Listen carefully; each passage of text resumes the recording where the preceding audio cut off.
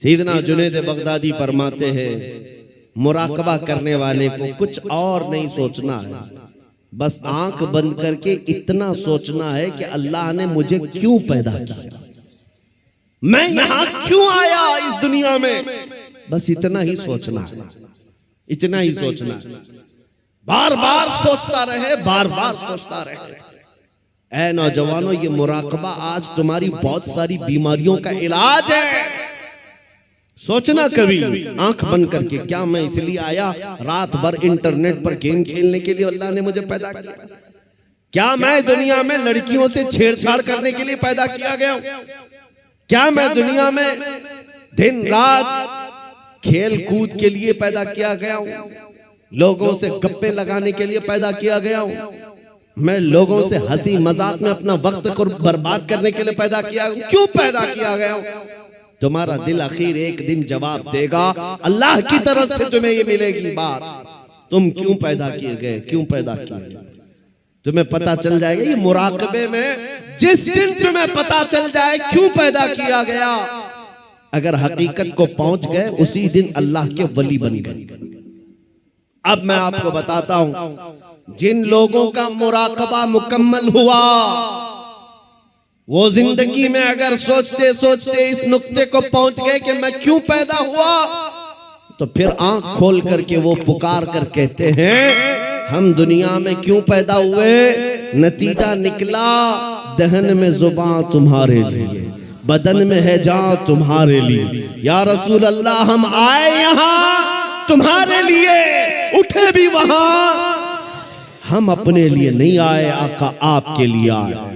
मुराकबे में जो इस नुक्ते को पहुंच गया, बरेली का इमाम पुकार कर कहने लगा, मुझे अल्लाह ने खेल कूद के लिए नहीं बनाया, मुझे अल्लाह ने सिर्फ बाजारों की जीनत के लिए नहीं बनाया, मुझे अल्लाह ने जिंदगी अपनी मर्जी से गुजारने के लिए नहीं बनाया। और उस आला हजरत के अजीम पोते ताजुश शरिया ने भी पुकार कर कहा, जब उनका मुराकबा मुकम्मल हुआ, जब वो सोचते रहे मैं क्यों पैदा हुआ, मैं क्यों दुनिया में आया, तब फिर ताजुश शरिया ने भी जवाब दिया, हम इसलिए पैदा किए गए हैं, जिंदगी ये नहीं किसी की किसी के लिए, जिंदगी है नबी की नबी के लिए, ना समझ मरते हैं जिंदगी के लिए, जीना मरना है सब कुछ नबी के लिए। नारे तकबीर, नारे रिसालत। जिंदगी हुजूर पाक सल्लल्लाहु अलैहि वसल्लम के लिए अमानत बन करके, अमानत बना कर दी गई है। तुम क्या समझते हो ए नौजवानों? आपको ये लगता है जवानी की आज ताकत कुव्वत है, मुझे अपने मर्जी से फैशन करने दो, अपने मर्जी से मॉडर्न जिंदगी गुजारने दो, और दुनिया के पीछे तुम चल पड़े, उस दुनिया के पीछे जो हर दिन अपना शोहर बदलती है। आला हज़रत फरमाते, शहद दिखाए जहर पिलाए, कातिल डाइन शोहर कुछ, इस मुर्दार पे क्या ललचाना, दुनिया देखी भाली है। तुम्हें मालूम है यहाँ कितने हीरो आए उसके बाद जीरो हो गए। यहाँ जवानी में अपने मेकअप से चमकने वाले बुढ़ापे में ढीले पड़ गए। यहाँ लोग रोजाना बदलते रहे हैं, किसी भी फील्ड में देख लो।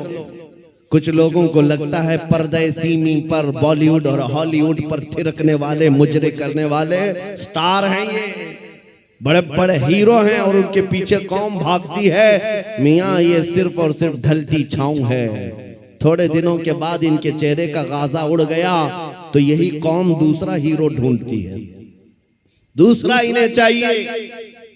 और नेता नगरी में भी देखा गया, 40-40 साल बेचारे पार्टियों की खिदमत में लगे रहे, बुढ़ापे में फिर आने के बाद पार्टी ने कोने में बिठा दिया। अब तुम्हारा काम खत्म हो गया, तुम्हारा काम खत्म हो गया, अब नौजवान दूसरे आएंगे।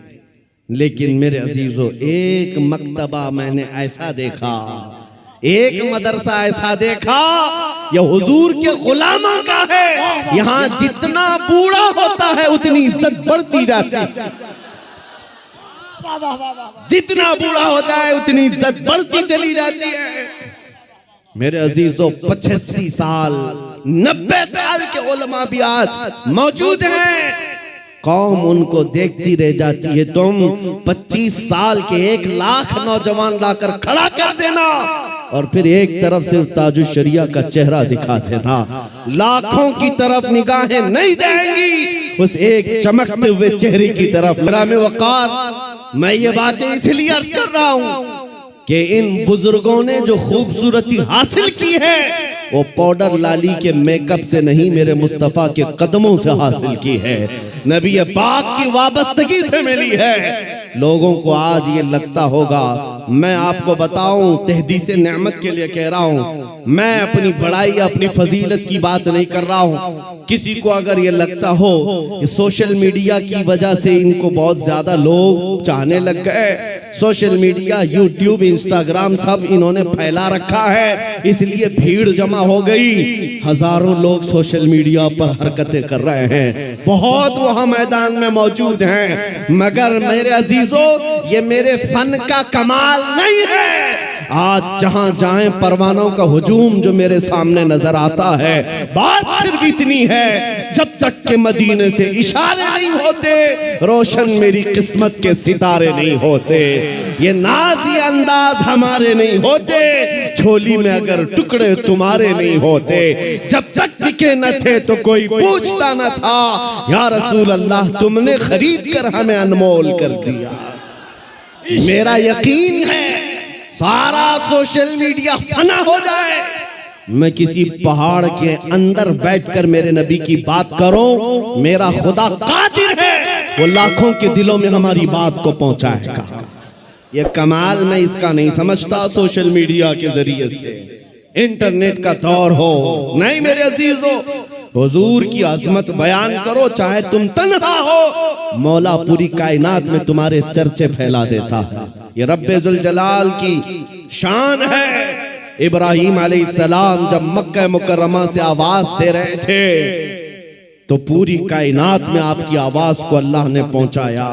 रब कादिर है, जिसकी आवाज को चाहे वो पहुंचाए, लेकिन तुम्हारी लिए जिम्मेदारी आज ये है, तुम इनके उनकी जय विजय करना छोड़ दो, इधर उधर के पट्टे डालना छोड़ दो। तुम्हें दुनिया चाहे जितने भी लिबास बदल लो, दुनिया तो हुजूर के नाम से ही पहचानती, ये बात तय है। तुम जहां जाओगे हुजूर के नाम से तुम्हें पहचानती है। जिस दिन तुमने नाम कहा, तुमको ये नहीं कहेंगे बिहार का है, पटना का है, फला का है, दुनिया तुम्हें अगरचे गांव के नाम से जान जाएगी, लेकिन तुम्हारी निस्बत वो सीधे मदीने के ताजदार से जोड़ कर देखती, ये पक्की बात है। और आपको क्या इस बात पर कोई आपत्ति है कि दुनिया हुजूर की गुलामी से आपको पहचाने तो आपको ऐब लगता है? फखर होगा कि नहीं होगा?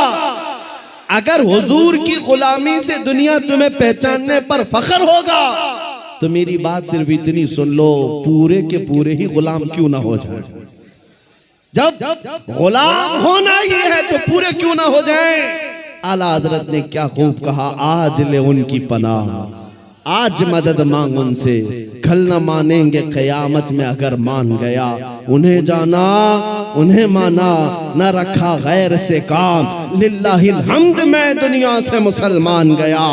आज मैं आपको बात बताता हूँ, इमाम गजाली रहमतुल्लाह ताला अलैह से पूछा गया, जब उम्मत पर कोई सख्त वक्त आ जाए, तवज्जो चाहता हूँ, इलाज, उम्मत पर ऐसी कठिनाई आ जाए कि फितनों का उरूज हो जाए, फितने बहुत बढ़ जाएं, उम्मत मुस्तफ़ा की शौकत पर सवाल आ जाए, ऐसे वक्त में इलाज क्या है उम्मत मुस्तफ़ा के लिए, क्या आप हल बताते हैं? आज हमसे भी लोग पूछते हैं, इंटरव्यू में पूछते हैं, मुसलमानों के लिए हल क्या है?